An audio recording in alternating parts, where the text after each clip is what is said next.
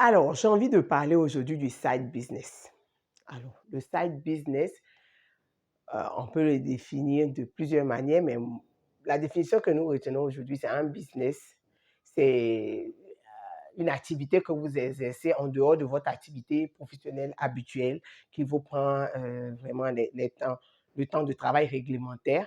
Et en dehors de cette activité que vous faites de façon professionnelle, vous décidez de développer d'autres activités qui vous permettent de générer des revenus.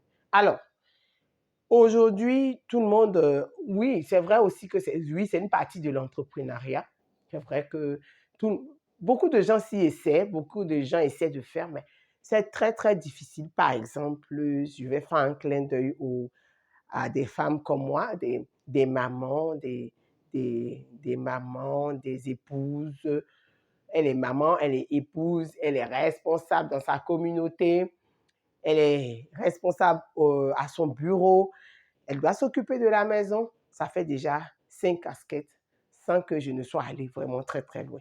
Alors, pour ces personnes qui sont déjà super occupées, j'ai tagué les mamans, mais en même temps, voilà, les papas aussi sont tout aussi chargés. Donc, pour des gens qui sont hyper chargés voilà, comme le monde d'aujourd'hui semble le demander, les gens sont hyper busy, ils ont à peine du temps pour se reposer, qu'ils doivent partir déjà, et ils arrivent le soir, les enfants dorment, ils sortent le matin, les enfants sont en train de dormir.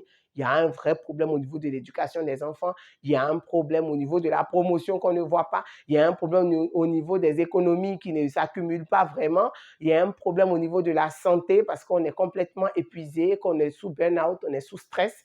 Alors, dans tout ce magma, les problèmes financiers aussi s'accumulent. Et les demandes, plus vous avez d'enfants, plus vous avez des charges. Même quand vous n'avez pas d'enfants, vous avez des charges, vous avez la famille, vous avez des devoirs sociaux, des devoirs communautaires, des cotisations, de la société. C'est la vie en société qui demande ça. Comment vous faites? C'est pourquoi c'est face à ce constat, à cette pression-là que tout le monde recourt à un side business, à un business sur le côté. Alors, quel business vous pouvez mettre en place sur le côté selon vos activités? Nous allons donner des orientations aujourd'hui, hein, des orientations, ça ne veut pas rentrer pile poil à tout le monde, mais ce sont des orientations. Alors, il faut préciser quand même en matière de side business, en matière même de business en général, soit vous proposez des articles physiques à la vente, soit vous proposez des services.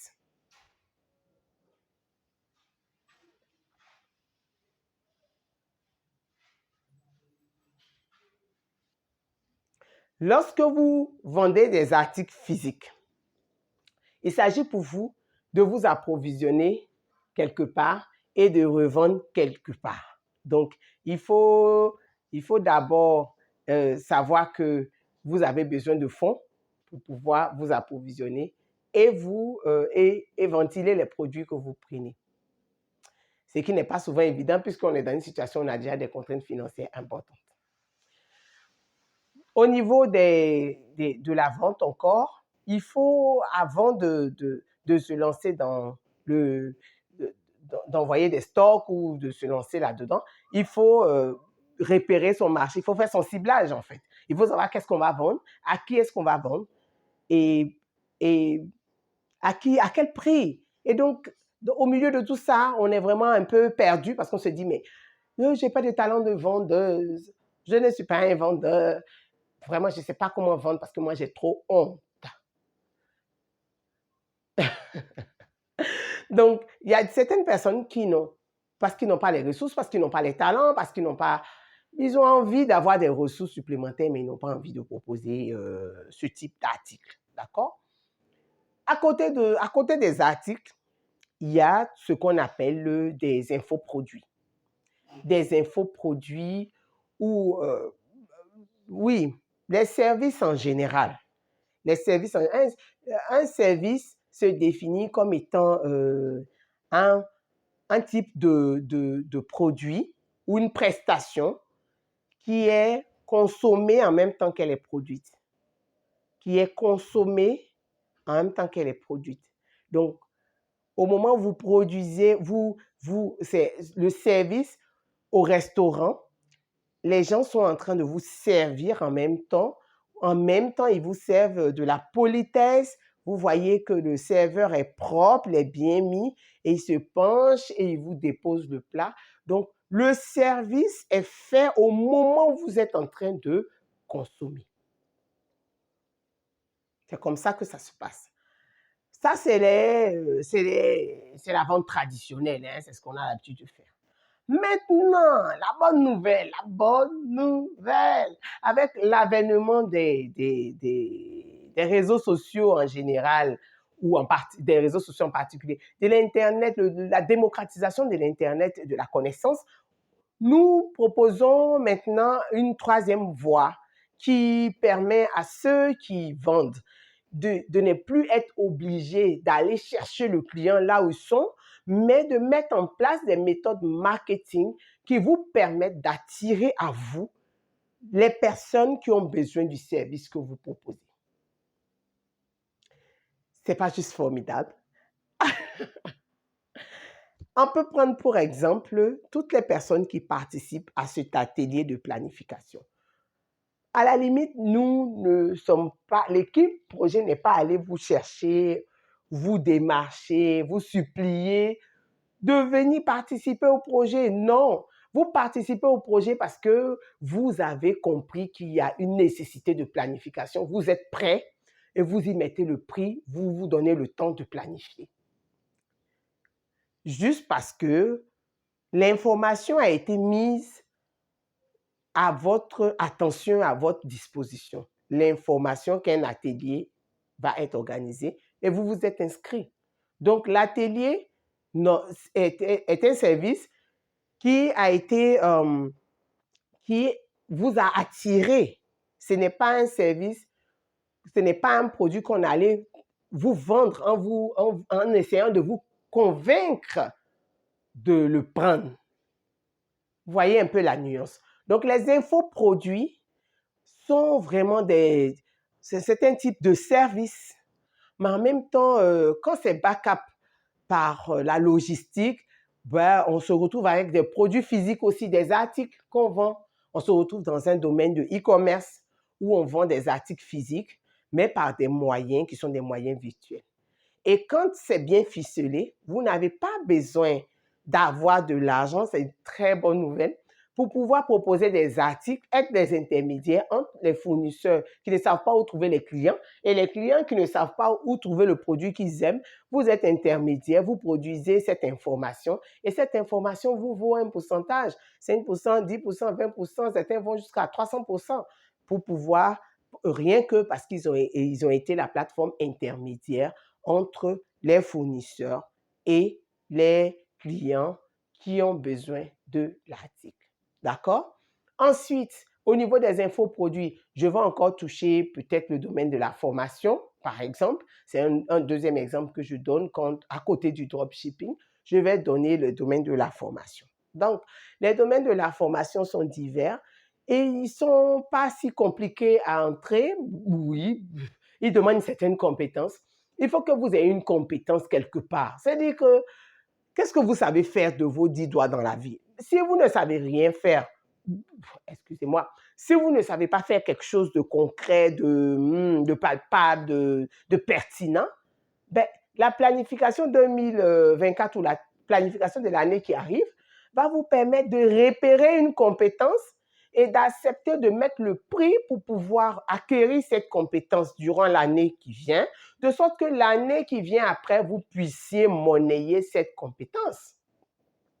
Nous prenons facilement l'exemple des achats sur Alibaba. Alors, c'est une plateforme, l'une des premières plateformes mondiales pour les grossistes où il y a vraiment les usines chinoises sont là et qui recherchent aussi des clients. C'est ce que les gens ne savent pas souvent. Et vous avez des gens en Afrique qui sont prêts à se lancer dans le e-commerce, qui ont un peu d'argent, qui ont tout, mais qui ne savent même pas par où cliquer pour pouvoir atteindre Alibaba parce que la plateforme, elle semble rébarbative, parfois fermée à cause des barrières de langue. Alors, vous repérez cette compétence. Bon, Bon, moi, je n'ai pas beaucoup d'argent pour acheter sur Alibaba, mais quand même, j'ai assez d'argent pour acheter la formation Alibaba. Et donc, j'achète la formation Alibaba. Je me forme et puis, quand je me forme, j'ajoute à cette formation les compétences pour pouvoir créer un infoproduit comme celui que nous sommes en train de partager là aujourd'hui. Je pose des questions pour savoir, je me forme pour savoir comment créer des vidéos de formation, par exemple, comment monter une formation. En ce moment, je fais une formation de formateur Alibaba. Et quand je fais la formation de formateur Alibaba, cela va me permettre de dispenser cette formation à d'autres qui en ont besoin. Et là, je me retrouve maintenant au milieu en créant de la compétence pour d'autres personnes. Et rien qu'avec ma compétence, j'arrive quand même à vendre un produit qui n'existait pas auparavant. Donc, vous voyez bien que tout le monde, quel que soit le temps que vous êtes occupé à vous occuper de toutes les tâches que vous avez, si vous mettez dans votre plan 2024 ou dans votre plan de l'année qui arrive, que vous voulez proposer des infoproduits, premièrement, il faut repérer la compétence que vous avez. Si vous n'avez pas une compétence qu'on peut monnayer sur le marché, ou si vous ne savez pas repérer les compétences en vous, vous vous référez, vous faites coacher, vous demandez, vous adressez à un cabinet spécialisé qui va vous accompagner dans cette démarche de sorte à ce que vous repériez quelles sont les compétences que vous pouvez monétiser qui peuvent intéresser un certain public et comment attirer ce public spécialisé vers votre produit. Et de sorte à ce que vous puissiez avoir ce side business-là qui vous permette de travailler de la maison, qui vous permette de surveiller vos enfants, de tourner votre riz qui est au feu et de revenir travailler et de pouvoir gagner des revenus supplémentaires, complémentaires, parfois même qui deviennent plus que le salaire habituel pour pouvoir vous en sortir. Voilà la place du side business dans la planification. Et nous, ce sont vraiment des bonus que nous ajoutons pour vous dire que c'est possible de créer des infoproduits qui vont vous rapporter des revenus supplémentaires et on peut même les automatiser de sorte à ce que vous n'ayez plus besoin d'être présent et de recevoir seulement que des alertes de dépôt ou d'argent rentrant dans vos différents comptes que vous aurez mis à des endroits stratégiques sur le web, de sorte à ce que ceux qui sont intéressés par vos produits puissent les trouver et qu'ils puissent accepter de payer. Voilà un peu la place du side business dans la planification et dans cet atelier, dans la réussite de l'année 2024.